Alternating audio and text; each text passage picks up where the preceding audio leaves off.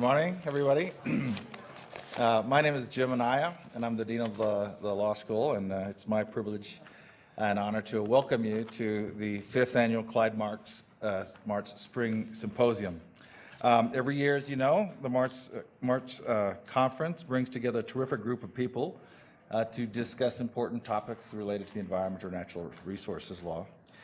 This year's symposium on environmental law and policy under the Trump administration promises to be thought-provoking and enlightening. Before we get started, I'd like to say a few words about the namesake of the conference, Professor Clyde Martz. You can read more about Professor Martz in your program, but put simply, he is considered one of the founders of natural resources law in the United States. He taught here at Colorado Law for 15 years, and was the co-founder of both the Rocky Mountain Mineral Law Foundation and the Natural Resources Law Center here at the law school, which later became the Getchus Wilkinson Center, which is, as you know, the host of today's symposium. Professor Martz later joined the law firm of Davis, Graham, and Stubbs. Members of the firm, spearheaded by Brian Nolan, established the Martz Natural Resources Management Fund in memory of Clyde Martz, who is a natural resources law pioneer. Brian Dolan is or will be here. I'm not sure if he is yet, but in any case, we are thankful to Brian for all he has done to support this conference over the years, and for his experience for furthering excellence and innovation in natural resources law in so many different ways. Davis, Graham, and Stubbs continues to be a supporter of this event, and I want to thank members of the firm who are here today, including Zach Miller. Thank you, Zach, for being here, and who also serves on the advisory council of the Getchus Wilkinson Center. Our sponsors allow us to keep registration fees very low and to host events like this and tonight's debate that are free and open to the public. That is an important part of our mission, to maximize access to information and encourage thoughtful debate. So in addition to Davis, Graham, and Stubbs, a big thank you to Newmont WilmerHale and two of our university partners, the Center for Science and Technology Policy Research and the Cooperative Institute for Research in Environmental Sciences. The topic of this year's symposium could not be more important: environmental law and policy under the Trump administration. And we have gathered a renowned group of experts with diverse viewpoints to address the consequences of new interpretations of environmental regulations, associated litigation in which many are involved, and how tribal, state, and local governments, as well as market forces, are responding. Alice Madden, the executive director of the Getchus Wilkinson Center, has led the way in organizing this symposium, and I want to thank Alice for her efforts. I'd also like to thank Sean. That's right. Thank you, Alice. And also thanks to Sean LeBert, who you'll see around, for his efforts in putting together everything for us here today. As you know, Colorado Law has one of the very best environmental law programs in the country, and the Getchus Wilkinson Center plays a big role in making for that excellence. So I'm now going to turn it over to Alice to lead today's symposium, and I wish you all a very enjoyable time here with us today.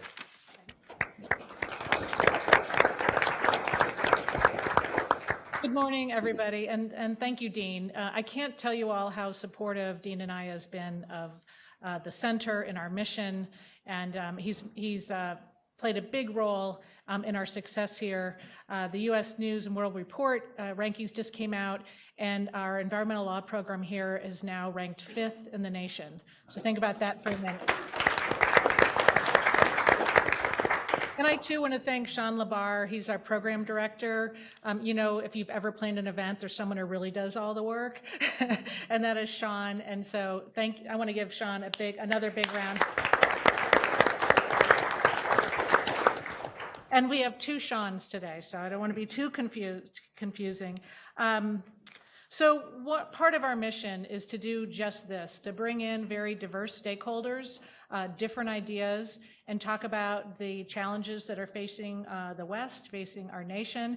And that's what we tried to do today. As you look at the program, you'll see there's a wealth of knowledge that'll be here today, and hopefully we can have some really cross-cutting discussions about what's going on in this administration, what it means for the future, and I'm really glad to see you here today. And I'll be up and down and around all day, so if anyone has any questions or want to connect, we built in plenty of break time to mingle, and of course, if you get a chance, if you see our students, please try to talk to them and say hello to them. They'll pop in and out as their schedule allows.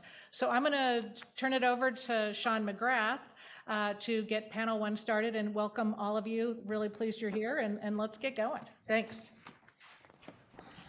Thank you, Alice. Thank you, Dean and Naya, for hosting this event. This is, I think, the third one or so that I've been to, and I always find these conversations extremely fun and interesting. So I look forward to diving in today and look forward to really getting to kick off the symposium with this panel.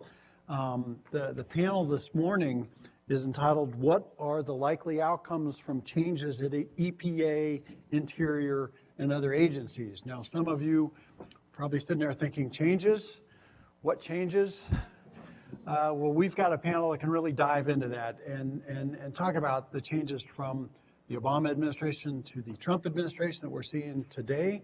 But also, there's a lot of depth there that can provide broader context of changes from any one administration to the next, which I think is very useful to understand as we talk and think about the administration and the policies that we're seeing come before us today.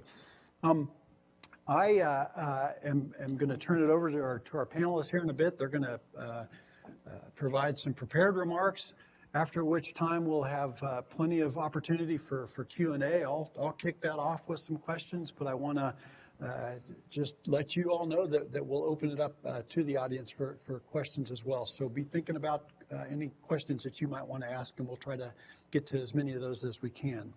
So to the panel, we have a very distinguished panel. We're going to start off with Carrie Clow. Carrie is a career EPA employee, had 37 years with EPA, retired at this point, but rose all the way to the Deputy Regional Administrator for EPA, which is the top career position in the region.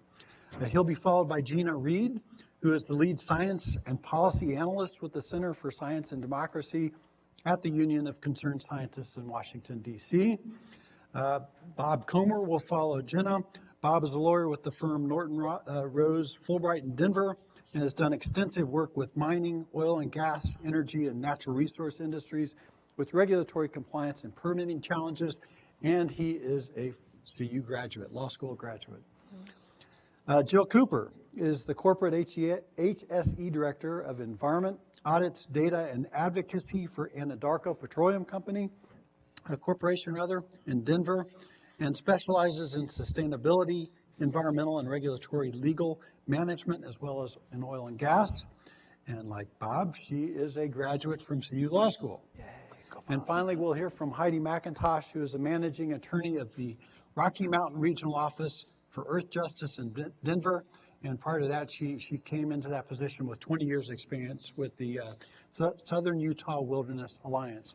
And I would direct you to the program where there's quite a bit more information on the bios of all of our panelists. They're quite extensive.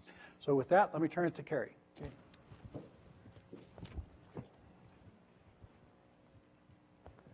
Thank you, Sean.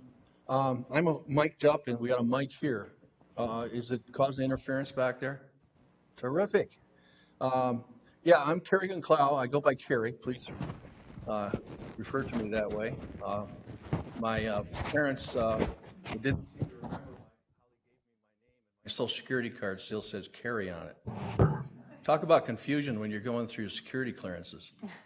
How many EPA people are there here? Ex and current? 1, 2, 3, 4, 5. Oh, okay. That's great. I'm not an attorney by education, but I practiced as one. Peggy and Johnny will confirm that when I was at EPA Region 8. I also spent about 10 years of my career in Washington and served as Deputy Chief of Staff to 2 EPA administrators. The second one, Russ Train, and the third one, Douglas Costal. Wonderful experience.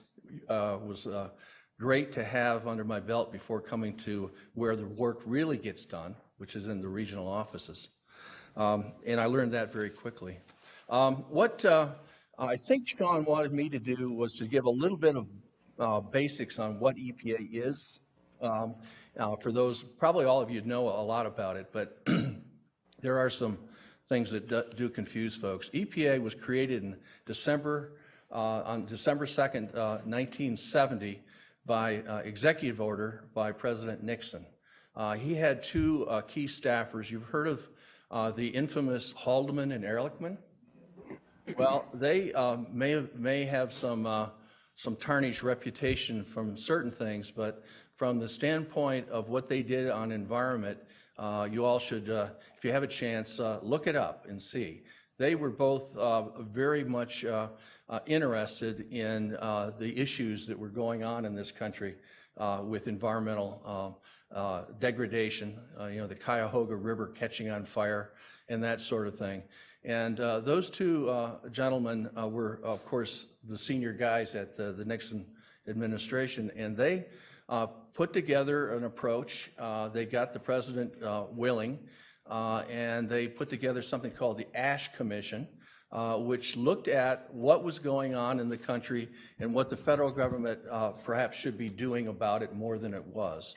And that resulted in the executive order that I spoke about, which brought together pieces of many different agencies, agriculture, interior, all over the government, and pulled it together. And they found some bad office space on K Street in Washington, D.C. And in fact, that's where I first interviewed to be the first intern at EPA back in 1971, early 71. It was a heady, exciting place to be. Of the folks eligible to become management interns, there were about 200 who had taken the tests. About 183 wanted EPA. And so I was just damn lucky to be one of the 10 that was selected. Quickly tell you how I got selected. At the interview, Howard Mesner was a very famous manager across the government, put together lots of agencies, including energy after EPA.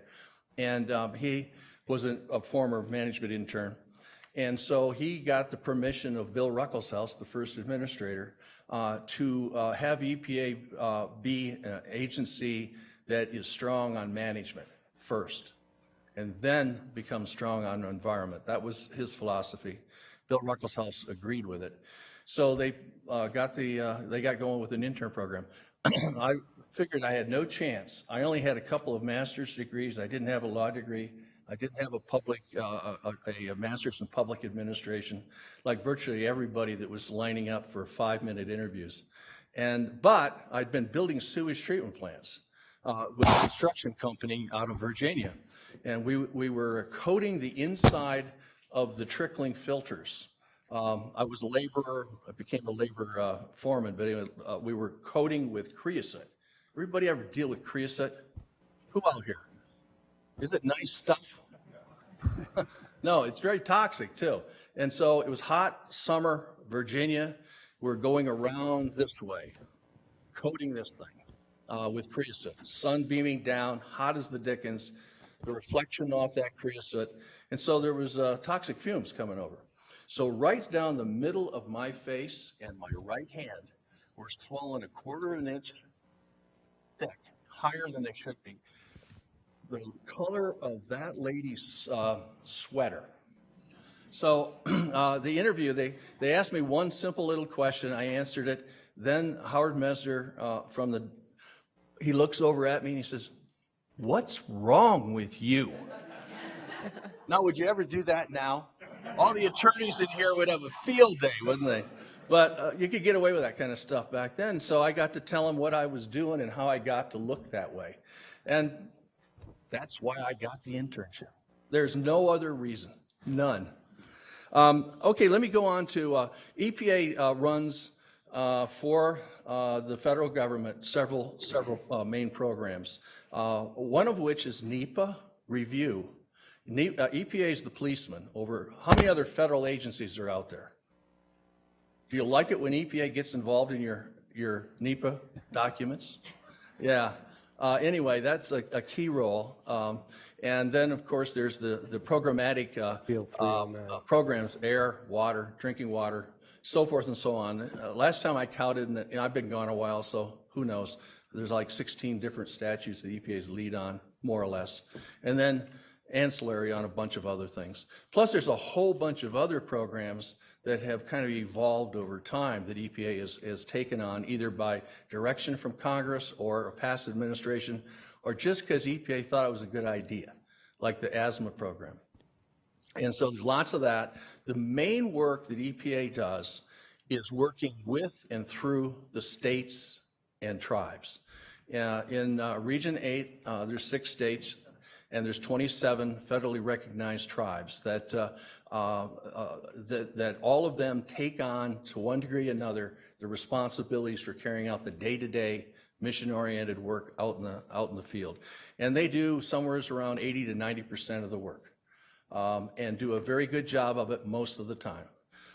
Sometimes they don't, and that's when then the regional offices get involved and try to coax them, or if necessary, do more to get them to implement the basic requirements of the laws. That's all done through agreements called performance partnership agreements and performance partnership grants with both states and tribes. And in this region, as most of the country, virtually all of the line programs that can be delegated or authorized to states are delegated and authorized. The only notable exception here is the state of Wyoming.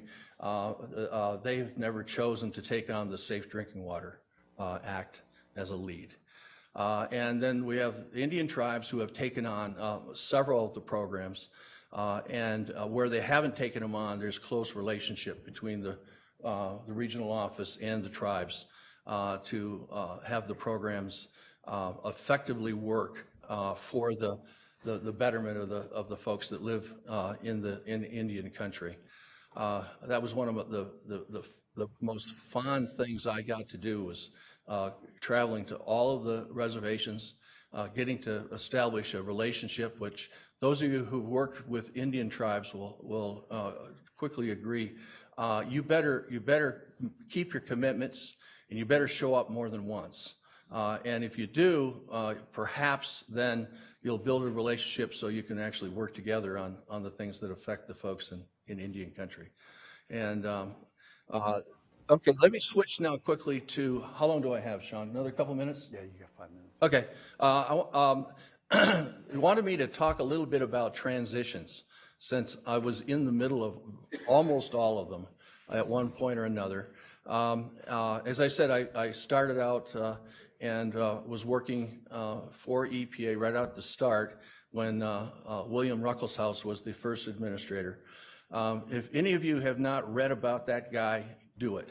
One of the finest leaders, statesmen, and caring citizens of the United States that you could ever possibly find. He started off, as I said, with we're going to be strong on management, but then he quickly got into, what are we going to do? We've got this new agency. It was all thrown together. We have less than support amongst the folks out there that we're going to have to work with and regulate. In fact, most of them think we'll be a dismal failure very quickly. He had a big meeting with his closest staff. I was not there. I hadn't come on at that point, but I heard stories from the people that were. And the issue was, does EPA start off taking on issues that are doable and relatively easy and build a reputation and experience that way? or do they go after the things that are the biggest problems, obvious biggest problems, like air pollution in Pittsburgh and Chicago, and rivers on fire, and rivers all over the country with human waste floating down them, things that were visible and important to the American public. And he, with his folks, there was a lot of argument, chose to go big. And of course, you know, some of the first things they did, they took on U.S. Steel, which a lot of folks thought would take EPA down. It didn't, and that was, I don't know if that was the right approach, but that was his approach, and we, those of us that came on fairly quickly, we learned that. Another thing that Bill Ruckelshaus did is he set a standard for behavior in the agency. And one of the most notable things, and I heard him, my first assignment as an intern was public affairs. Now, I was trained as a scientist, and what EPA did, they would throw the interns into the most awkward positions they could to see if you could learn something beyond your comfort zones. So I got to tag along with the PR director, Tom Hart was his name, to all the meetings. And William Ruckelshaus, there was some commotion about something that some employees were doing that didn't set right. And so he made an announcement, and it got all around the agency that, and what he said was, this is how you conduct yourself. If you can't bear to have it said on a billboard what you are doing or saying or even thinking, then you shouldn't be doing it, saying it, or thinking it. And I'm sure you've heard that before, maybe from other people. Maybe he didn't coin it, I don't know. But it was certainly a powerful, powerful thing to have the youngest folks in the agency here and the senior folks have to live up to. Transitions. Transitions are awkward. The one from Bill Ruckelshaus to Russ Train was relatively easy and smooth. Of course, they hadn't had a transition before other than the incoming starting the agency. I then got to go into Washington and work for Russ Train about a year into his tenure. And then we had the transit. Oh, by the way, there's been controversies forever, even under the sweetest, smoothest sailing administrations at EPA. Russ Train got into controversies because he was a farmer. Well, he was an attorney, a really great one, and a judge. But his passion was farming out in Delmarva Peninsula, and he believed in environmental protection back then, and thought that effluent and fertilizers and pesticides getting into water bodies was not good. Close? Okay. So anyway, so he was speaking someplace, and somebody thought they heard him say that we were going to have to permit farms before they plow. Well, what a hullabaloo that was.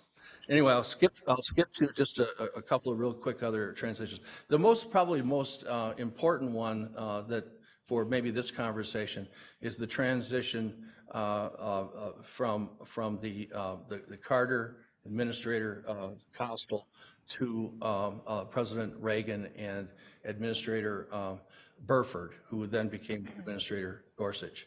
And that one, I was right smack in the middle of it. I'll end with this. I could talk about more transitions, but I'll end with this one. In that I had just transferred from the staff of Doug Coastal as his Deputy Chief of Staff out to Denver to run the management program out there. And they needed somebody to come in and run from the outgoing administration side the transition to the new folks coming in, the Reagan folks. And so they sent me back for about 3 weeks. And I then had to negotiate with the incoming administration. And fortunately, there was one guy who I knew who was a political operative from my days in Cincinnati, so we could work together. But they brought in all of these folks. They were idealists, very inexperienced.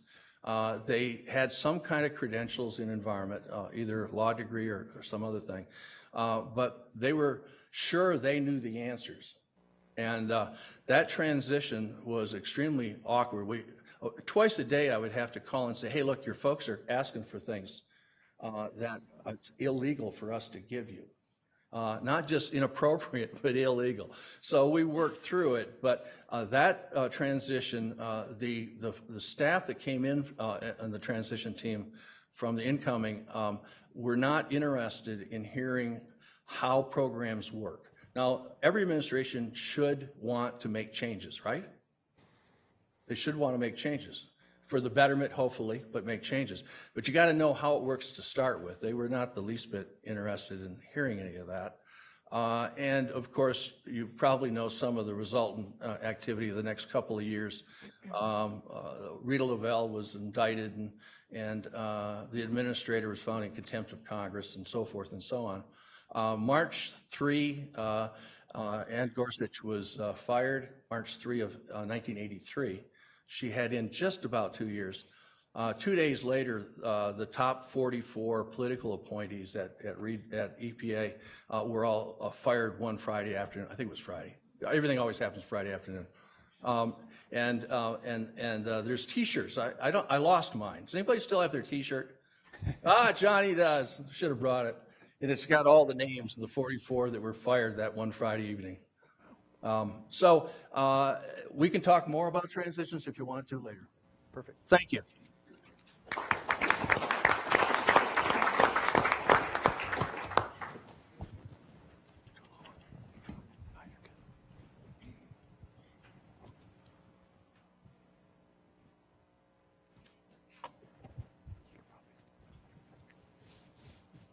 Well, before my slides go up, I can just introduce myself briefly. I'm Jenna Reid. I'm a lead science and policy analyst at the Center for Science and Democracy at the Union of Concerned Scientists.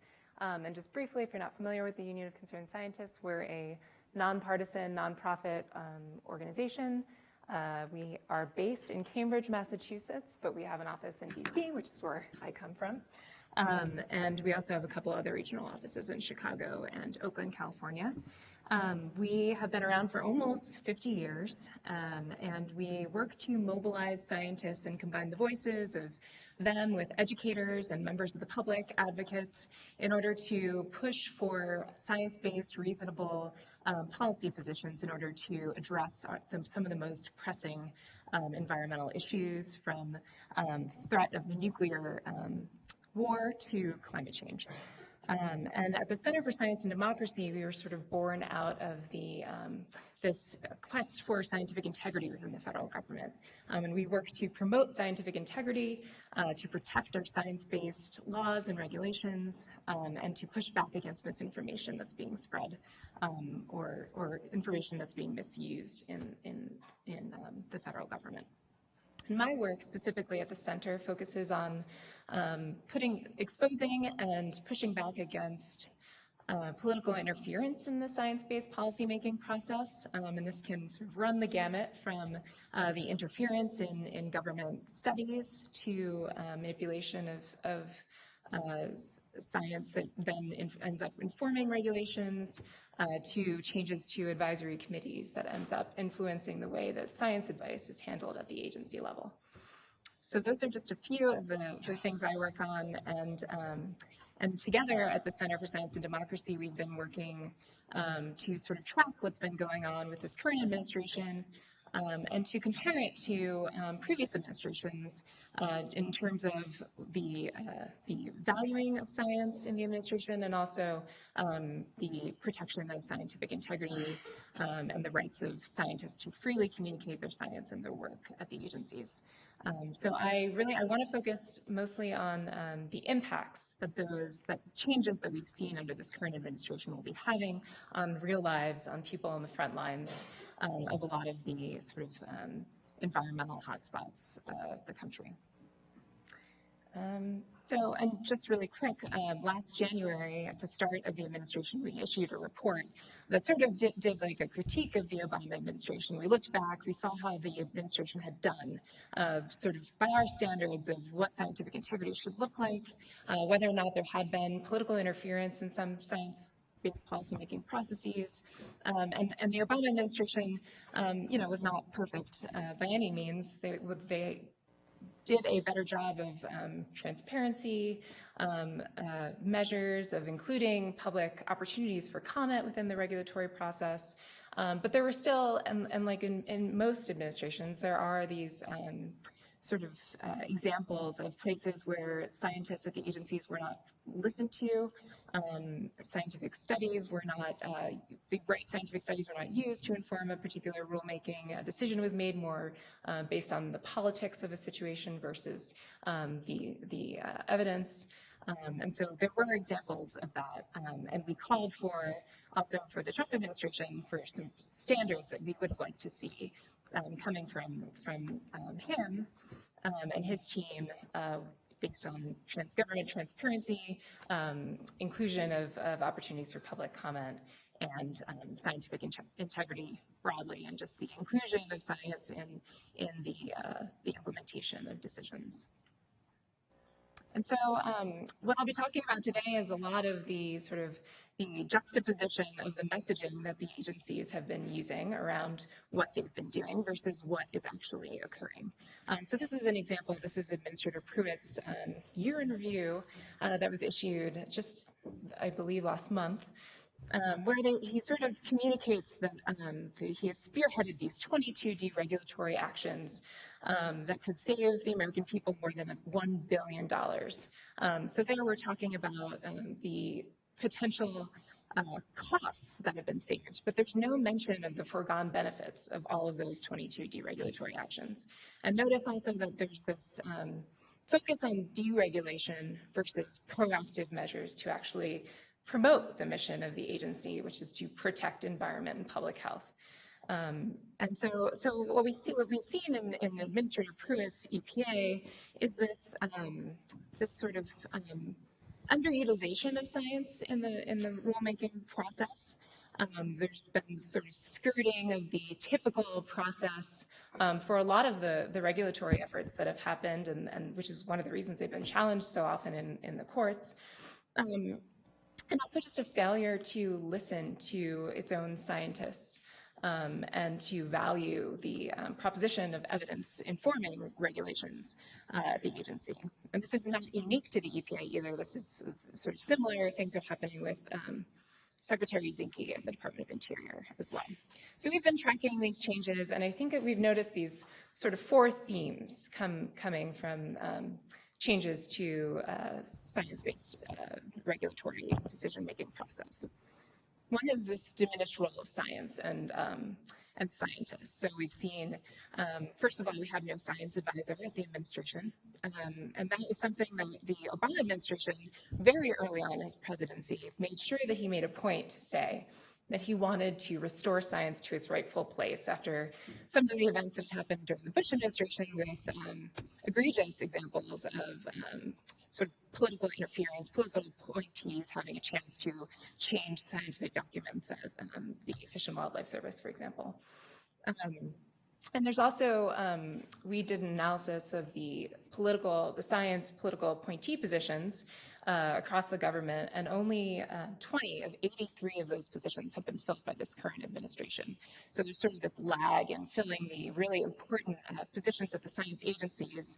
I mean, there's generally, I think overall, there's just a lag in sort of filling all the political appointee positions, but especially these science positions that had been filled earlier by both the Bush and Obama administrations. Disregard for administrative due process, and I'm sure we'll get into this a little bit more later when we talk about potential changes to NEPA, and also just the way that some of the rollbacks and repeals of rules have happened without proper analysis or through the Congressional Review Act, which is a technique that was used by the administration to roll back policies that had been implemented in the last 6 months of the Obama administration. An emphasis on profits over public protections. This is an administration that campaigned on the promise of draining the swamp, and what we've seen is quite the opposite. There are over 180 political appointee positions have been filled by lobbyists in this administration. We've seen a lot of these positions being filled by lobbyists at the EPA specifically, former lobbyists. So there's this sort of reliance on the regulated community and the costs to industry in a lot of the regulatory decisions, with a failure to look at the benefits to public health that are being foregone. And finally, just reduce transparency and access to information for the public.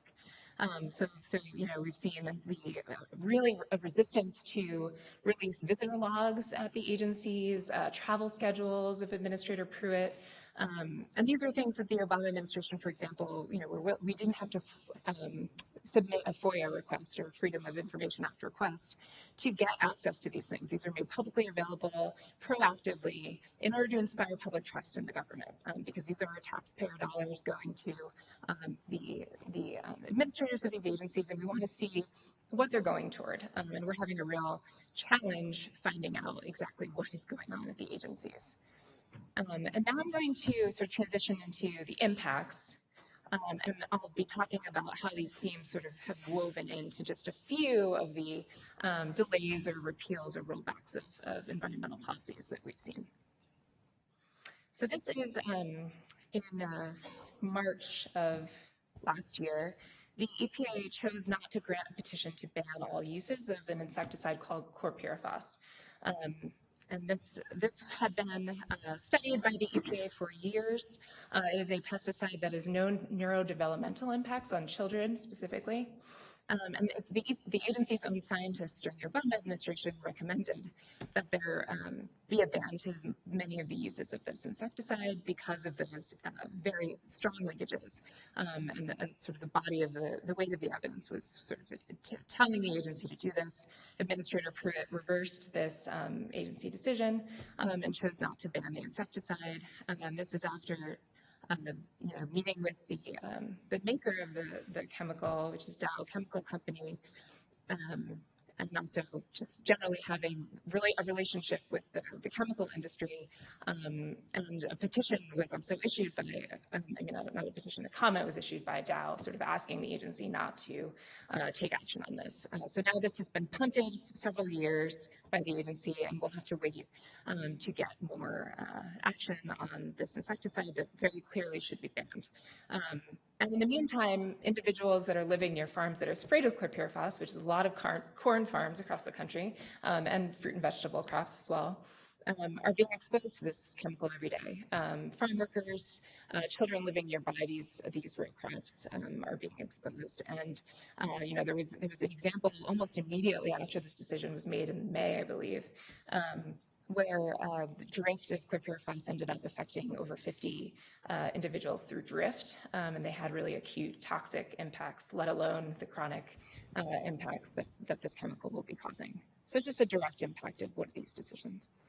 A couple more that have to do with access to information and also rollbacks of environmental policy include the EPA's risk management plan, which was supposed to improve chemical disclosure at RMP facilities across the country, which are just large chemical facilities that store certain types of chemicals.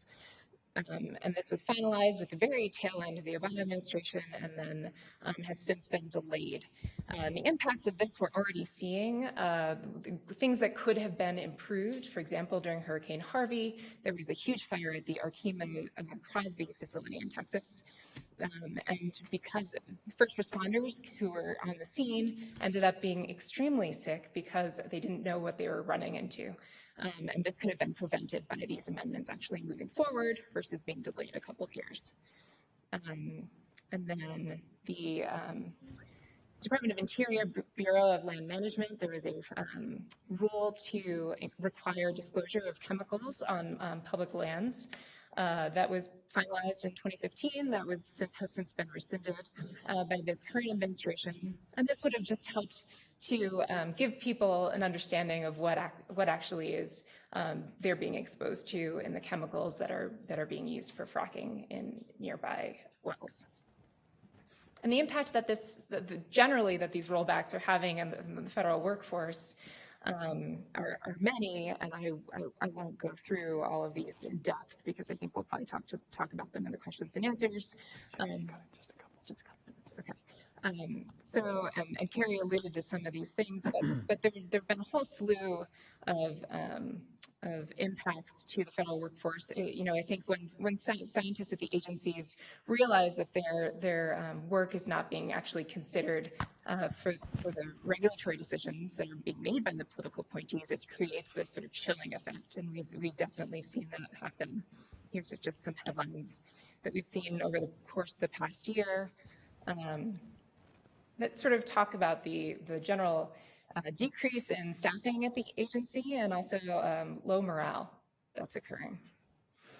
And we're currently finishing up a survey of over 63,000 federal scientists that closes next week. And we've had extremely low response rates, unlike something we've ever seen before. And we've been doing this survey for over 13 years. And so at the EPA, for example, we've had a 2% response rate on the questions are aimed at scientific integrity, what's going on at the agency, just general scientific integrity questions. And so we think this is partially because there's this fear of retaliation for speaking up at the agencies, and this is very, very concerning to us. I'd just like to close on a positive note because I know that was a lot of information about some of the rollbacks that we've seen, but we've also seen in sort of response to this resistance from the science community. And I think this is a photograph from the Science March in Washington, D.C. And I think there's this real push of scientists and science advocates who realize that science is being underutilized by this administration and are making the connection of what that means for them and their communities.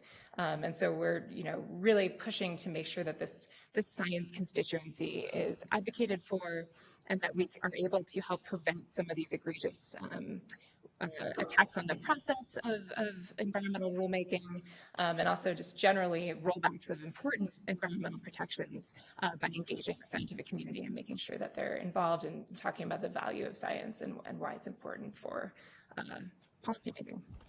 So that's it, and I'll take questions later on everything. Thanks.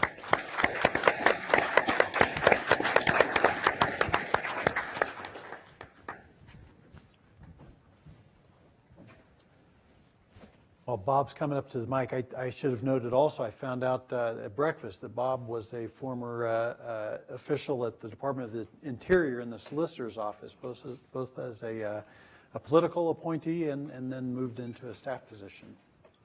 So don't hold that against me. But some people know me and won't be able to help themselves. I'm grateful for the opportunity to be at my law and undergraduate alma mater, and especially at the Natural Resources Law Center, an institution for which I have great respect and hold in very, very high regard. As a disclaimer, these are remarks should not be attributed to anybody, not to anybody I've ever worked for, any clients, perhaps not even me. So my children mostly ignore me. You might want to do that too. I'm going to talk a little bit about perspective because in talking about the issue of Trump administration policy, I think perspective is really important. I started my career as a field ecologist. I studied Colorado in the environmental conservation and the biology program. I was a field scientist for years. I went to Yale School of Forestry. And I consider myself to be a Roosevelt-style conservationist, which when I was in school may be a different perception than what people may have today about what that means. And as such, I think a historic reference adds some perspective. To my mind, the arguments at the turn of the century, and this was not the most recent one, but the one before that, between Teddy Roosevelt, the father of the Forest Service and modern conservation, Gifford Pinchot, whom together founded the Yale School of Forestry, advocated for wise forest and resource protection as well as utilization. So they understood an ability to utilize resources as well as protect them. Those discussions are very similar to the disagreements with Stephen Mather, who guided the Park Service into the existence in that same era. And my sense is that the issues are much the same today, at least at a philosophical level, but the jargon and the emotion have changed. I believe strongly in science to make resources available in a sustainable landscape for the betterment of society and over the long term. Early in the environmental movement, I think you'd have to agree that the 70s were the golden age of environmental legislation. Efforts like the experiment in ecology, which was undertaken here at Thorne Ecological Institute in Boulder, where I worked as a scientist for years, both as a director of applied ecology and the executive director. In the pre-NEPA context, so before the National Environmental Policy Act and review of environmental projects occurred, when you had a federal action, they looked at an AMAX mine that was going to be built, the Henderson mine, in an effort to design a more ecologically or probably environmentally protective mine, the Henderson mine. I think that's pretty amazing. I also don't think you see a lot of efforts anymore between the environmental community and the extractive industries to work together to achieve better results. And if you're not doing that, then what are you doing? So I think it's fair to say that the application of ecological principles and best practices are now de rigueur in mine design and operation throughout the United States. Oh, by the way, in addition to, I spent about a third of my career at the Interior Department, career and political appointments. I spent about a third of my career in-house in a law firm, and then a third in a law firm. I've worked for mining companies, and just to give you some perspective, I work a lot on mining, oil and gas projects, and I'm the president of the American Exploration and Mining Association for this year. So I do come from a mining context and a mining background, and throughout my career, I've applied my legal and science skills in trying to make projects better. But like any industry, there's an occasional blip or a failure. Technology and design aren't always immediately successful out of the chute, but I think the failure rate is very low. We even see it in things that we unilaterally support, at least conceptually, like self-driving cars. My question to you, again, from the standpoint of perspective, is what is the fate of common sense, reporting facts, causal analysis, which I think is really lacking in the science that's done today, both at the agencies as well as how it's evaluated in the media. We do a lot of black box science. We do some science, and then we advance our policy positions. Instead of really doing science, we need to support those policy positions. So how do those things, common sense, reporting facts, causal analysis, and science itself, play out in society today, especially with the orientation of mass media, soundbite society, and social media? That's how a lot of information is transferred. Not necessarily data, but information and perspective pertaining to natural resources and the environment. So to understand science today, I think we have to recognize that politics certainly plays into it, regardless of administration, which color how Trump's natural resources and environmental policies are going to be received and perceived. Think back to the last Republican president who received accolades in the press or the environmental community for their positions on natural resources and the environment and how they were managed. Certainly not George H.W. Bush, certainly not George W. Bush, nor Ford, nor Reagan. Richard Nixon was a great environmental president, but rarely seen that way because it's colored by Watergate. So why has this perspective become so ingrained in popular society and popular culture? And again, I raise this from the orientation of perspective. Because the political underpinnings of a modern American discourse are just out there, even when the topic is not and should not be inherently political, like natural resources and environmental management. That should be science-based. Where you go with that science, I think, is subject to debate and discussion. And science is not black and white more often than it is. We'll have a couple of slides today that I'd like to go through. I'm not much of a PowerPoint person, but these are from the American Exploration and Mining Association. And I show them to you not to be trite, but just to provide some background, because at the end of the day, you can't just keep it in the ground, right? As a policy and a concept, that's not workable in our society.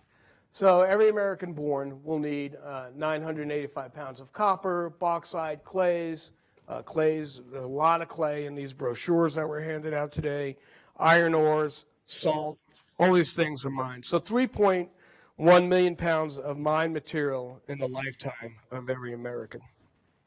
Our lifestyle choices involve mining. This is intended to be informational. And by the way, if you want to get these graphics, they're on the website, and it's easy to remember, miningamerica.org for the American Exploration and Mining Association. So fishing, I mean, no one can deny the fact that they use minerals and energy in their lives and their lifestyles. Cell phones, 62 different types of metals go into a handset, 12 of which have no replacement by other materials. That's a lot of metals. So we can't just divorce ourselves. Air travel, we all travel around. 82 different minerals and materials mined. The Tesla, the new energy economy is 100%, not 100%, but very dependent on metals and mining. The technology is amazing. I mean, you have to agree the advancements in science and technology seems to be exponentially better every 10 years. And there's a lot of metals that go into that. Permitting. You know, this is one of the issues. This is one of the issues that occurs. It takes 8 to 10 years to permit a mine. It takes a long time to get through the leasing process after litigation for oil and gas. You can fly to Mars in a year, fly to Jupiter in 6 years, build the Hoover Dam in 6 years. The entire Transcontinental Railroad was built in 6 years, and Capitol's 7 years. Trans-Alaska Pipeline was built in 3 years in the early 70s, mid-70s. That's pretty amazing when you think about the conditions and the landscape they were operating in there. Could you build that today? Could you build the U.S. highway system today? Could you even build Glenwood Canyon today? I think one of the most beautiful canyons to drive through. And it's a nonpartisan issue. Kind of an entertaining slide, perhaps, but you know, it's everywhere. And frankly, this is where the solution is to a certain extent. And if Congress doesn't take action to create a regulatory framework that works to provide the minerals, the energy, the commodities, the agriculture that we need to sustain our humanly needs, then it's got to happen administratively. So again, perspective. What we need perspective really is from all stripes. We need economic perspective. We need social, ecological, national security perspective. And every so often it does make sense to rebalance how we look at issues.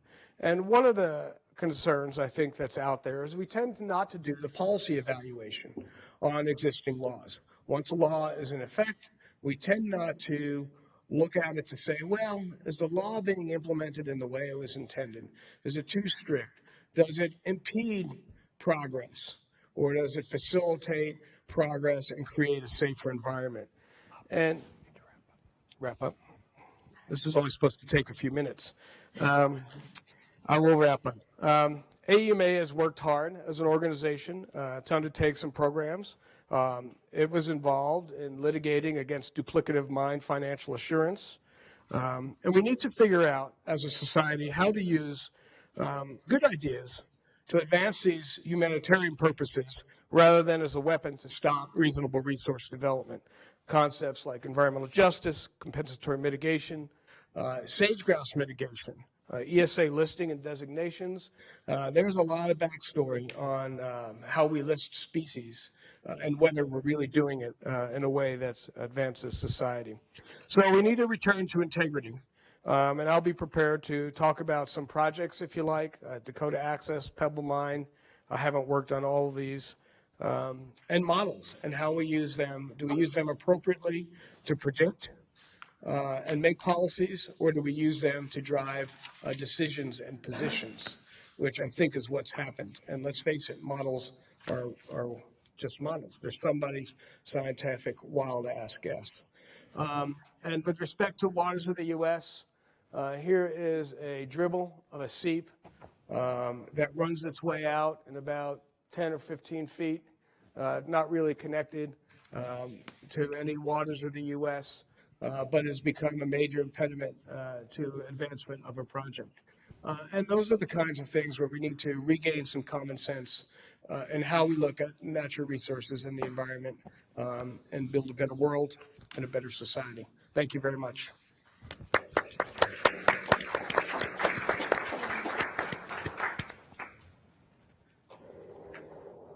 They're magic. Greetings. First of all, thank you, Alice, for inviting me. It's an honor. I came to Colorado in 1991 in part to go to this law school. It wasn't this building. It was the old building that some of us gray hairs still remember. I'm so jealous of the students that get to go here. Before I introduce Anadarko, I just wanted to say a little bit about myself, and I had the honor of having breakfast with Gabby, who's joined us today for some of it. She is a recent grad of CU's Environmental Master's Program in December. Congratulations. And when we were having breakfast this morning, I had to get on my Colorado soapbox, because one of the reasons I love it here, and I get emotional, is that I look around the room and there's a lot of people here that I've worked with from when I was an NGO to state to industry. And one thing I really feel passionate about Colorado is we focus on the issues. We don't blame the people who are in the roles. We work on issues and problems together. Look at clean air, clean jobs, look at the methane air regulations, look at the groundwater sampling rules. Colorado is an example of how we can work together to solve environmental issues. And the federal government has highlighted Colorado in the power plant greenhouse gas rules. They mentioned clean air, clean jobs. I know the methane rules got talked about a lot at the federal level in the last couple of years. So one thing I hope that maybe we can do, and as we continue, as Carrie said, to transition between parties, because it happens all the time, is remember it's about the issues and not the people. So now I'll get off my Colorado soapbox and talk about Anadarko. Anadarko is an upstream oil and gas company. We also do midstream. So that means we do the drilling, we oversee hydraulic fracturing. You can assume that almost every well in the United States is fractured these days. There's very few that are traditional conventional wells anymore. We also do midstream. So we process gas and we sell it to utilities and others. We are US based, which means our headquarters is in Houston. We have a good sized office here in Denver. We operate in Colorado, Texas, Utah, and Wyoming. We operate deepwater Gulf of Mexico. We're in Mozambique, Algeria, a number of other African countries, Central South America. So we're a smaller company compared to the majors. You know, we're under 5,000 employees, but we're offshore, onshore, and international. So it gives us a bit of a unique perspective. And I know Kate's here from Noble. Noble's similar, international, deep, offshore, onshore. And we work close, our companies work together on a lot of policy issues. So we're somewhat, some of these companies are somewhat unique that we're not just US onshore. We have perspectives and we bring practices and ideas from other countries, from onshore to offshore and vice versa. So that's Anadarko. I hope, how many of you here have heard of Anadarko before? Okay, oh, good, all right. I hope part of what you heard is that, like Noble and other companies, we're here to help solve problems. We support good science and data. We worked with Environmental Defense Fund on their methane studies, the life cycle methane evaluation for natural gas. We were involved in the upstream and the midstream part of that. And we continue to work with agencies, with the communities, with NGOs to find effective regulations that get the outcomes that we want. I worked in state government for 10 years. I worked under Romer, Owens, and then Ritter, and I left about 3 months into Ritter. And I think the world of Governor Ritter. He's an amazing man. I left in part because state government wasn't innovating anymore. We had come up to enough walls, and even though everything Carrie and the team tried to do at EPA Region 8 to help us, we kept running into rules that said you can't do this as a state. You're running into federal rules and others that don't let you look at things differently. So one of the reasons I went to industry is to do that. I've done sustainability most of my career. I will never say I'm an expert in it. However, I do think we all do sustainability in our jobs every day. And I think in industry, what we have the opportunity to do is the compliance with the laws is the minimum. We have to be in compliance. There's no question. You ask anyone at Anadarko or any of our peers, they're going to say compliance with the laws, you got to do it. The question that we ask ourselves is what more can we do? So in the DJ Basin in Colorado, our engineers work to eliminate even more methane emissions. And again, this is not only us, there's other companies out there doing this. So we are at we're not allowed to say zero emissions facility because our engineers won't let us. We always have to say near zero emission facilities because they're such perfectionists. So we are below permit thresholds with our new upstream operations in Colorado. We have like over 70 of them built now, new meaning we've been building them for 2 or 3 years. And we're starting to take that technology and see where else in the country we can start applying it. We are working to reduce fresh water that we use. We try to use brackish water where we can, particularly in Texas, where there's a lot more water issues, fresh water issues there. We work to use brackish groundwater, which means water that's naturally dirty. Groundwater, it's naturally got a lot of stuff in it. Nature put it there. We can use it, and it may be too expensive for a community to treat it to use it for drinking water, or maybe it's not the right kind of water to use for agriculture. So why I went to industry was in part to work with companies like I do now, where we can look beyond what the rules mandate and figure out how do you get to that next level. And I think if you ask almost every regulator, rules were not intended to regulate everything. Rules were intended to set the bar at some level, and they improve over time as technology improves. The Clean Air Act and Clean Water Act and RCRA are all based on improving technology. If you dictate the technology, you stop the innovation because we're not allowed to look at anything else. And then industry will continue to innovate, but they may not be feeding that information back to the regulators like we want them to. The Clean Air Act with BACT, RACT, LAIR, it's one of the air geeky words we use, but the whole premise of that, back when the rules were written, the statutes were written, were to say, we know technology is going to keep moving forward. So let's embrace it, and let's make sure the regulations adapt to that. And let's not get too prescriptive in telling us everything we have to do and how we do it, because then you lose that. It is important that state and federal regulators have effective programs that they can enforce on. I worked with Kerry for way too many years. He trained me way too well when I was at the state to say, you got to write rules that can be enforced. We want rules that are clear, that when we're out in the field with an inspector, we both understand what the rules say. It doesn't do us any good to write rules that we have different interpretations of, because if you talk to anyone in our companies, they want to do the right thing. They want to comply with the rules. So re-looking at the rules and saying, are they making sense? Are they effective? Are they getting us what we want? Are they getting the environmental outcomes? It's not about permits. It's not about number of permits you issue. It's not about the number of enforcement actions. I did enforcement for the state of Colorado for 5 years.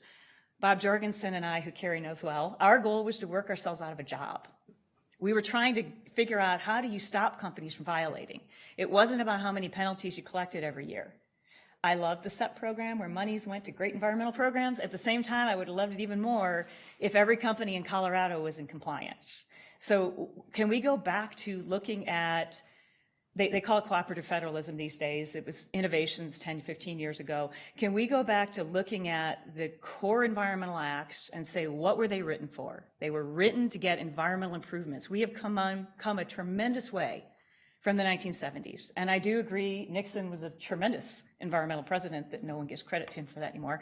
But he was the one that made sure he signed the Clean Air Act, the Clean Water Act, a number of other acts that came around at that time. Can we go back to those acts and can we look at what they were intended to do? And can we look at what we're doing today and say, are we as companies, are our people running around spending all their time getting a permit where they're not able to go out there and sit with the design engineers and design the next facility of the future? Figure out how can we get rid of drill rigs someday? Maybe we don't need drill rigs. Maybe we can figure out another way to do it. I also would like to second something Bob was saying is you all use our product and we do not want you to feel guilty about it. Coming from a sustainability background, sustainability is local first. I can promise you, and please be careful not to quote this to companies, other companies, because I'll get in trouble. But in Colorado, we have the most stringent rules probably in the world. I can promise you, if you're buying oil and gas from Colorado operators, you have less of a carbon footprint than if you buy it from other countries. I'll leave it vague.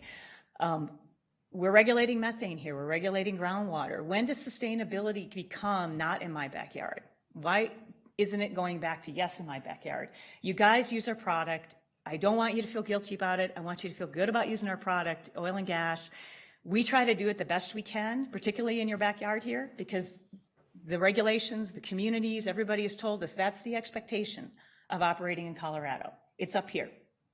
And all of us that I know that I work with, Kate and others, we all try to meet that. So I just like to challenge those of you that are passionate about the climate change side, that see themselves as sustainability. When did sustainability become NIMBY and not YIMBY? And that's where we're looking at with the federal administration, working with the states. EPA held a roundtable a couple weeks ago that Kate was at, I was at, many others, and it was a wonderful conversation. We wish more environmental community members had been there. There's nothing we said there that we wouldn't put on a billboard. I love that quote from Ruckelshaus. We would have put it all on a billboard. There was nothing that was said in that room that we wouldn't say publicly. And I really wish more environmental community members had opted to join us. There were a few there, and we were very Clean Water Action was there, and a group from Pennsylvania. We're wanting to figure out how do you get back to the environmental outcomes and not just look at the beans, the outputs, permits, inspections, enforcement actions. So if that helps at all, that's what we're working at on the transition with the agency. We're all about good science, good data. I agree with the Union of Concerned Scientists. We need to keep supporting data. My father was a zoology professor at Michigan State for 30 years. He was on, Bill, what's the other EPA administrator? Riley. He was on Bill Riley's Science Advisory Board.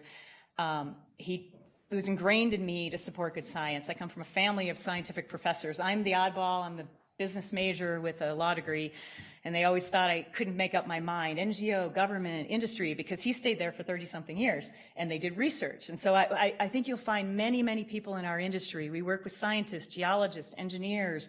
They're not out there fighting good science, but they appreciate good data because they use it. We use the studies, EDF studies, to go focus on the issues that said we're going to have more methane emissions from here.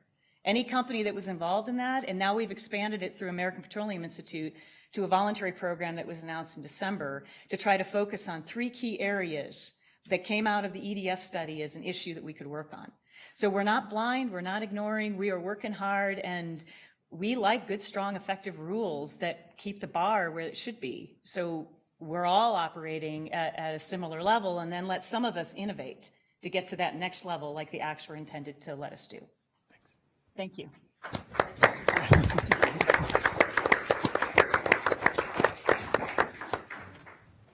Our last speaker is Heidi McIntosh. Sounds like things are going great for you. Good morning. As Sean mentioned earlier, I'm the managing attorney of Earth Justice's Denver office.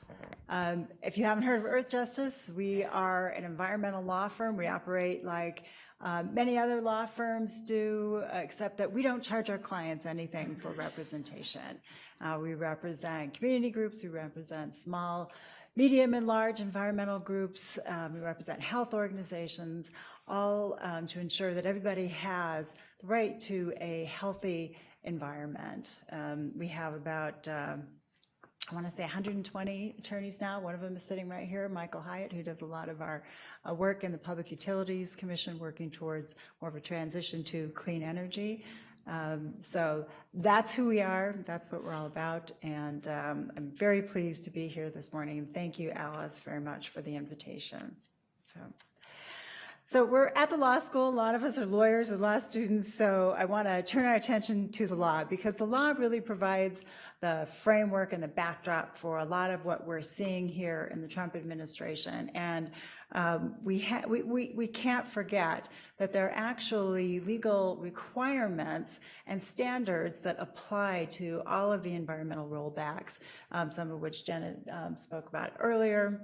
in her presentation, but there are too many to count, too many certainly to recite during this panel presentation, and they range from pesticides to air quality to toxics to water to public lands to oil and gas leasing. It just runs the gamut, and I'll mention a few of those later. But first, we have to start with the law, and the key law in this regard is the Administrative Procedure Act. The Administrative Procedure Act requires agencies making decisions or making decisions to roll back previous decisions to ground those actions in fact, in a record, and to explain the basis for the decision. The Act bars arbitrary and capricious decision-making and requires the agencies to have a rational basis for what they're doing. That's the law. It's been the law of the land for decades. It's a law that the Trump administration can't roll back. It's a fact of life, and it's a law that we rely on all the time when we challenge administrative agencies, and increasingly challenging the Trump administration's agency decisions. The other law that I think we have to keep very much in mind is the National Environmental Policy Act, which requires agencies to develop environmental impact statements or environmental assessments for smaller projects, which analyze the environmental impacts of proposed projects that require federal permitting, or that are, for example, on federal land sometimes, like oil and gas leasing. Is just one example, but there are many more examples. NEPA is a fact of life. It will remain a fact of life. It's something that the administration should contend with, and when it doesn't, they're going to see litigation challenging those decisions for failure to comply with NEPA. You know, there are a number of other laws too: the Endangered Species Act, the Federal Land Policy and Management Act, National Forest Management Act. All of these laws are a fact of life, and they provide a safety net for some of our most important public resources in the face of some of this arbitrary decision-making. So what are we talking about? As I said, these rollbacks have occurred across the board. Just to give you a sense of what's been going on in the past year, in the climate category, the administration has walked away from the Paris Climate Agreement. It's rewriting the Clean Power Plan. The FEMA, Federal Emergency Management Agency, no longer references climate change in its strategic plan, despite the fact that that's the agency that goes and cleans up after hurricanes, which we're seeing more and more of. The administration has disavowed the use of the social cost of carbon in the context of agency decision-making, and agency websites have been scrubbed of much of their content relating to climate change. And even EPA's Student Guide to Global Climate Change has disappeared from the website. And as Jenna mentioned earlier, scientists have been devalued and even in some cases penalized for their work on climate change. We're also seeing other kinds of more specific rollbacks, like in the case of national monuments. You may have seen in the news that the Trump administration in December of 2017 basically revoked the Bears Ears National Monument, chopping off 85% of the Bears Ears National Monument and replacing it with two much smaller national monuments.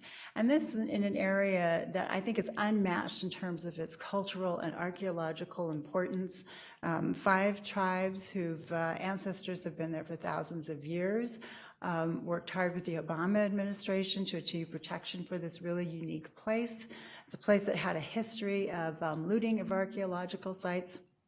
It's hard to imagine a more compelling case in some ways for a monument designation than Bears Ears. Yet in a unilateral action, President Trump rolled that back in December. Likewise, he also rolled back the Grand Staircase Escalante National Monument, largely to eliminate an area in which a large coal mine had been proposed in the early 1990s and even before that. Now, the reason I raise this and want to connect it to what I said earlier about the EPA is because this was the kind of fact-free decision-making that we're seeing again and again with this administration. At the initiation, at the very beginning of the administration's process to review the national monuments, when the study was kicking off, President Trump already foreshadowed its outcome by criticizing the vast federal overreach that he saw as the basis for the national monument designations by President Obama. He honored the Utah senators who were there and praised them for continuing to push him to revoke the monuments. So we knew what was coming before the comment period was open, before there was any kind of analysis. And then again, when he signed the order, he tipped his hat to Senator Hatch, and Senator Hatch on his own website talked about how the president was doing it in his honor. So the president's actions resulted in immediate litigation, of course, not surprisingly. That case is now pending in the District of Columbia before a federal judge, and because there's some essential, very straightforward threshold issues involving the president's authority under the Antiquities Act to roll back monuments. We argue that the Antiquities Act does not provide that authority. We think that this case can get resolved fairly quickly. But that remains to be seen. It remains to be seen what other monuments the president will rescind. So similarly, the administration has reversed withdrawals for oil and gas leasing in the Arctic, has rolled back oil and gas leasing reforms that the Obama administration put in place in 2010 in the wake of a court decision enjoining illegal leasing that the Bush administration had undertaken in the last days of its administration. So the Obama administration took the injunction to heart, went ahead and developed these reforms that directed the BLM to take a much closer look at the appropriateness of leasing in certain important places where there were other competing values. Scenic lands, for example, wilderness character lands, lands with important wildlife values, and those kinds of things, the kind of places that really warrant an extra careful look. Well, those are being rolled back as well. Now, we're also seeing budget cuts across the board to some of the agencies that really have a more protective and science-oriented mission, like NREL, DOI, EPA, are all seeing cuts. I want to highlight the methane rule. The methane rules, actually there are two of them, one of which the BLM promulgated and one of which EPA promulgated. They're different rules. I focus on different activities. EPA's rule largely focuses on existing sources of methane. Methane is essentially the primary component in natural gas. BLM promulgated its own rule to regulate methane emissions from ongoing oil and gas operations, and the rule was pretty straightforward. It was a common sense approach that required oil and gas operators to go out and identify leaks from their operations, and to fix the leaks, capture the methane, make sure it stays in the pipeline. It was really a win-win-win-win situation because leaks were identified, they were captured. The companies presumably made more revenue as a result because they had more product. And the people who were living in the areas that were exposed to the methane leaking were better protected. And the idea was to achieve better health outcomes and reduce exposure from methane.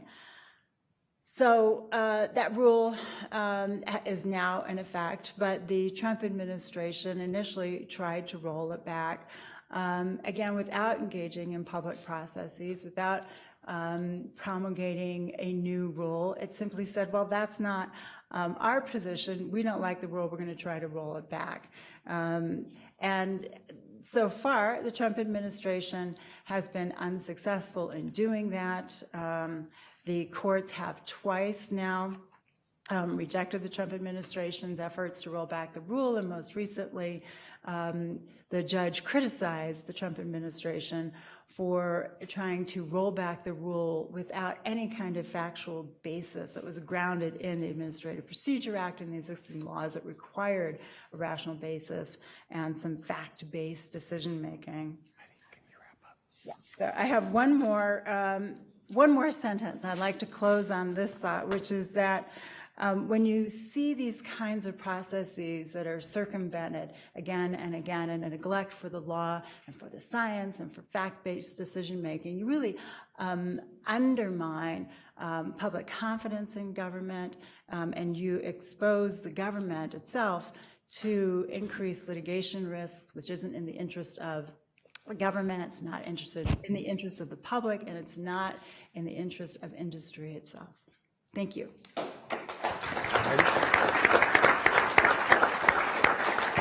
All right. Well, we're going to move now into a question and answer session, and we don't have quite as much time as we'd originally planned, so we'll try to be quick. I'm going to ask questions to the whole panel, and if you all can be quick in your response, and we'll hopefully have maybe a little bit of time left for one or two from the audience. I want to start going back to Bob, your slides. In there, you talked about the fact that we all used mined resources. You talked about the time it takes to go through a permitting process, which is extremely long. The other side of that you didn't speak to, and I think others have, though, is that we do know better now, right? The impacts from mines or the impacts from building a Hoover Dam or whatever. And so there's a tension there. And what I've seen in my career is a huge level of distrust in the mining industry against the environmental groups on the other side. The question I want to get to here is, as we look at the Trump administration, the big changes that we've seen policy-wise from the Obama administration, to what degree is that reflective of the level of distrust that is really grown within our society on all of these different issues? And more importantly, how do we get past that dysfunction? Does anybody want to take a crack at that? Bob, do you want to start? Yes, is my answer. No, too short? I think there's too much litigation.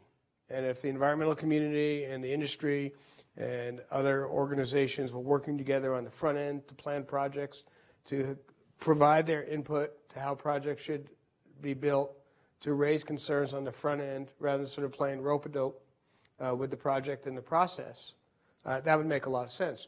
If you look at it from the perspective of the fact that companies are investing private capital to make these resources available for national security, for infrastructure, that's a lot of commitment these private industries make to the country.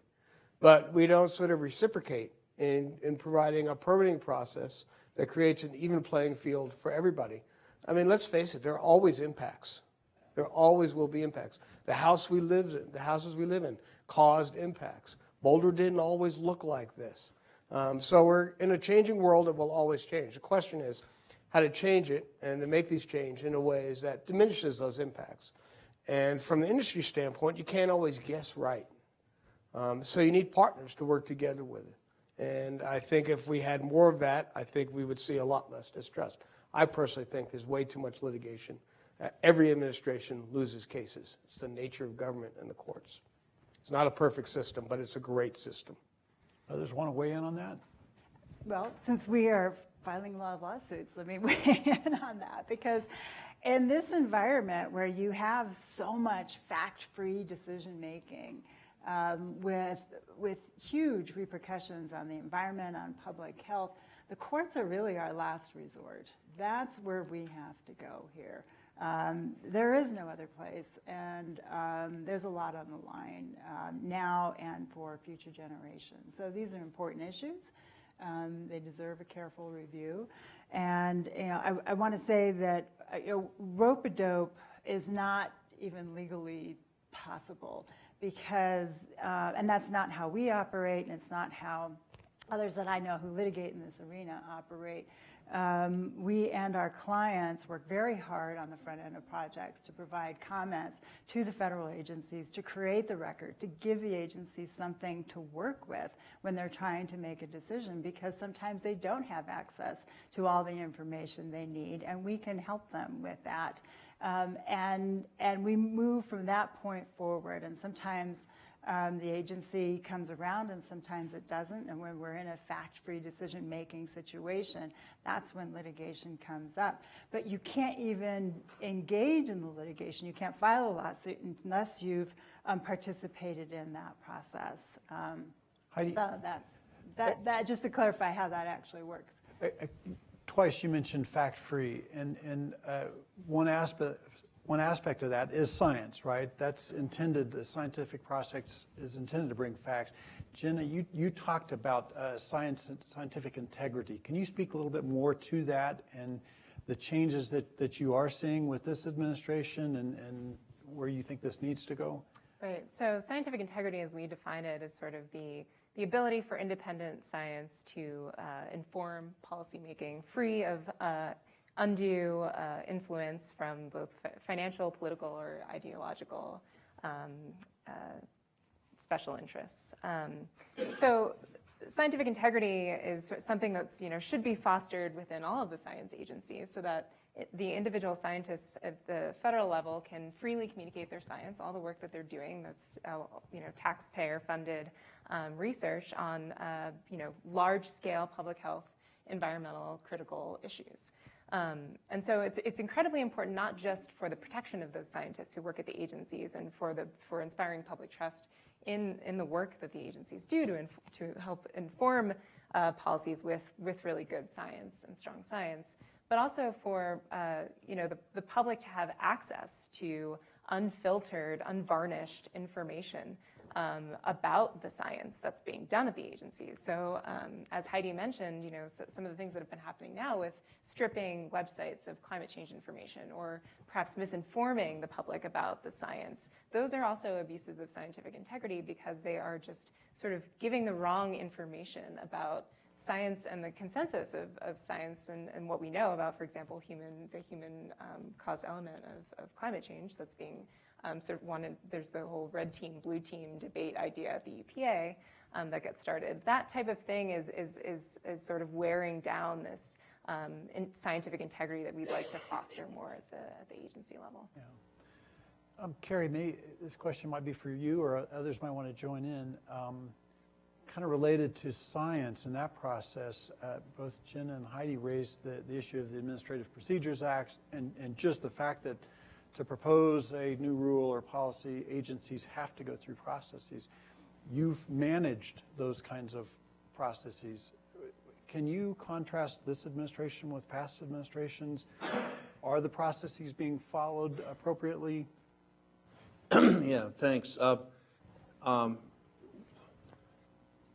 I see obvious total parallels of this group with the first administrator of EPA, the Burford Gorsuch.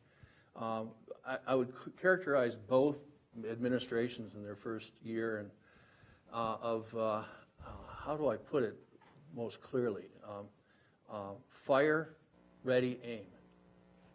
And old saw, but it usually ends not with fire, or it doesn't usually start with fire, but that's what this bunch and that bunch are doing.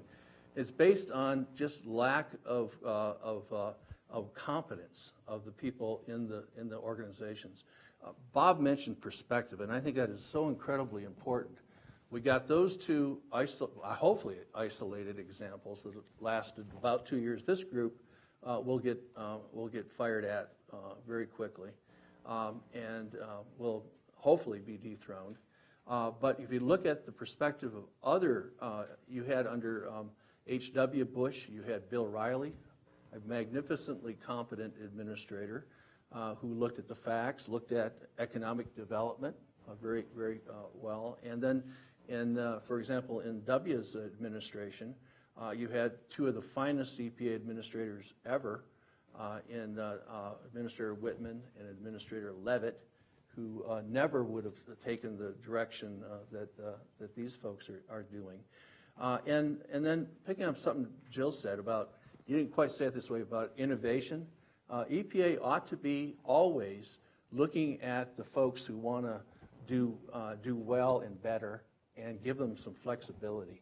And I know we did that, remember the performance partnership agreements? Oh, yeah. Where we said, I don't know if you like them, but said that instead of the laws requiring each thing to be done just under that law by each state, we changed it. We went through the Administrative Procedures Act. We wrote rules to get input, but we changed it so that states that wanted to go beyond and where they had priorities because of environmental fact that should lead them this way rather than the strict, you got to do these number of permits in this program. And then we matched that with the money so that the money could flow to those priorities. Colorado put together a fascinating group. I don't know if it's still working, the Performance Partners, the Pollution Prevention Partnership. It was led by Coors and Kodak and Martin Marietta and a few others. We really worked closely with, and they found ways to help smaller companies get beyond being regulated. I mean, they had priorities of why even have to have a RCRA permit, for example. Great stuff. I don't see this group being able to do that because people won't trust them. Trust is really important in the environmental arena.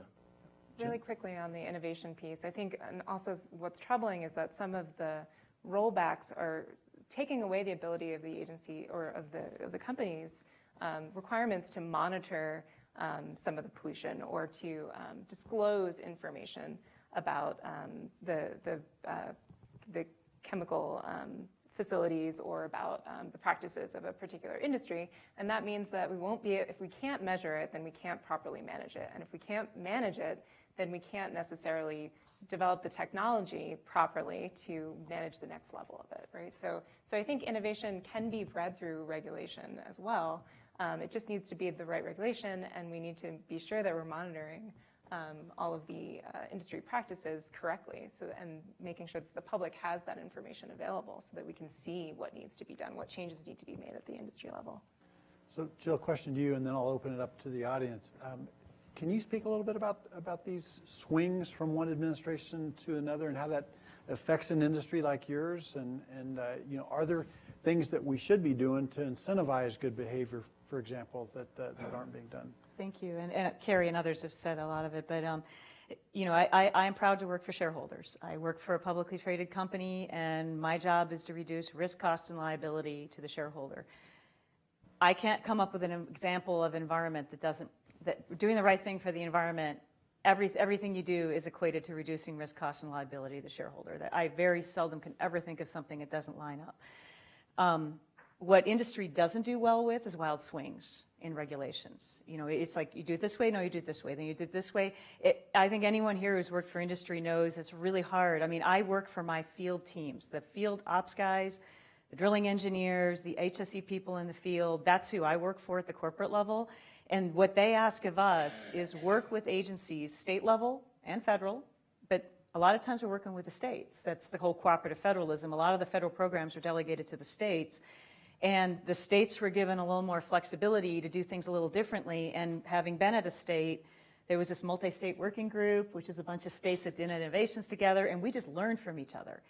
Massachusetts came up with an environmental results program that Colorado adopted so quickly in the waste program, it made my head spin. Joe Shefflin and the group, they just said there's a lot of small waste companies, hazardous waste companies that are so small they're kind of under the radar, but we want to keep them small. In fact, we want them to eliminate the use of any hazardous materials. So environmental results programs started in Massachusetts, came to Colorado. It would look different in Minnesota, Wisconsin, Washington, Texas, but we all learned from each other. And the states were in the past, I'd like to think they're still there, we're a little hotbed for innovation because they're a little bit closer to industry. Industry can tell them, hey, we can do it this way. If you tell me I don't need a permit and I can self-certify to a rule and I'll give you all the data you want, I don't need to get a permit because it's the rule it's the same thing. It's just written in a rule. I have less flexibility because I have to do exactly what the rule says. But it's going to save me 12 to 18 months of getting an air permit that's going to tell me the same thing the rule would say. Yeah, I'll go a step further. That's the leadership part. That's the innovation that under the Performance Partnership Agreement, the Performance Partnership Grant that I worked so many years with Kerry and his team, we were able to do that. I think most of that's been scrubbed out by now, but there were so many things in there that allowed the state, Colorado at least, to look at things just a little bit differently to get the outcomes they needed. It gave consistency to the companies. We knew what we were aiming for, and we were aiming for continual improvement.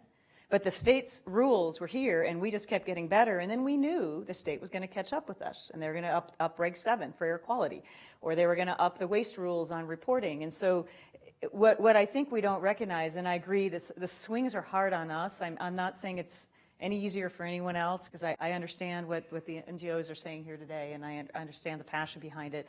I think we all like consistency. We know what's going to be expected of us in the industry side of it, and we want good, effective programs. But I really wish, from a personal passion, not Anadarko, but my personal passion, that we could figure out a way to put the incentives back in there, because it drives the whole industry, all industries. It drives them to be better. Dry cleaners got rid of PERC over time because somebody set the bar and said, we don't need to use PERC. Why are we using perchloroethylene?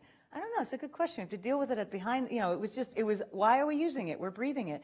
They figured out a way to do it without it. So that's the part I wish we could get back into the world of regulations. So do we have time for 5 more minutes? Great. So let's go to the audience for a couple of quick questions. Yeah, I'm Steve Stevens. I'm a retired AT&T Bell Telephone Labs scientist, and as a radical evangelical personal practicing sustainablist, I emote very strongly with Carrie, Gina, and Heidi. But yet, I totally recognize that people do use elements. They need the cell phones and these things. I worked on cell phone technology at Bell Labs. And I understand Jill's points. Where I want to get down is, Jill, you say we shouldn't feel guilt at using the products. It's a matter of volume of the products. And as a personal sustainablist, I agree it's not a NIMBY, it's an INBY. It's in my backyard. That's why I'm a personal sustainablist. And so I have cut my carbon footprint to negative personally. And when I look at the Trump administration, I see that they are not acknowledging the need for personal responsibility. And I'd like to hear, even though it would cut, I'm down to 2% of my natural gas previous on a house that's a 1970. So I'd like to hear that threatens you. Personal responsibility, and is this administration really working toward that? Anybody So else? I want to correct myself from what you said. I should never say should to anybody. I never really, I try to stay away from it. I don't know why I said it. I'm so sorry. I don't want to tell anyone what to think and how to feel. That's not my place. That's not anyone's place. It's a really good question about the administration. I can tell you, there's a professor here in Colorado, Jim White, Professor White. He's a climate change professional. And we had him come talk to our company a couple years ago. He's doing a repeat performance, I hope, in June, because our guys have a lot of questions about climate. And he made a comment that really resonated with me. And I can tell you, I drive a Prius. My husband drives a Volt. We're with you. We're putting solar on one of our places, our mountain place that we're going to retire to. So we're trying as well to reduce our footprint. I think if you ask anyone in our company, almost everyone, they all feel the same. They all understand the need to be more efficient with our precious natural resources. We feel like our resources that we produce are highly valuable, precious resources that should be maximized. The use of them should be maximized. We're all about efficiency. We work well with renewables and all of that. What Jim White said, and I'm not going to quite get it right, but first slide he showed our team, he goes, oil and gas shouldn't be responsible for all of climate change. We are energy farmers. Do you blame farmers for obesity, agricultural farmers for obesity? We put a product on the market and people choose to use it. Where I think it's a little different with our product versus what kind of food you eat is people don't feel like they have a choice of what you put in your car, of what goes into your equipment, right? Where natural gas and oil is used. So we understand that. And so what I like to ask when I come present to students and others here at Boulder, CSU, School of Mines, is your personal passion is so important, especially the young people. I think Abby might have had to leave, but if you really feel passionate, go into the industry that designs the next alternative. So let's to what see our if product others is. might want to jump in Yeah, here. sorry. Heidi? My passion, but we can talk later. Let's see. Well, I agree totally. I think that what we're going to have to see in this country is what's happening elsewhere in the world, which is kind of a culture shift around where we're heading and what's sustainable in 20, 30, 50, 100 years from now. 100 years from now seems like a long time, but it might be the time of my grandkids, of your grandkids. It's important to think on those time scales. And so I think that there are all kinds of exciting new opportunities with technology, with electric cars, with solar. Those things are now available and becoming much more cost efficient. And I think as people start to use them more, they're going to become more popular. And I think we're already seeing that. So what you said resonates with me, and likewise. And I appreciate Anadarko's work on the methane rule. So I think that we're it feels like a dark phase right now from my perspective because of the focus that I put on environmental protection and health. But over the long term, I think the arc is bending in the right way. Thank you. Unfortunately, we have run out of time, so please join me in thanking our panelists.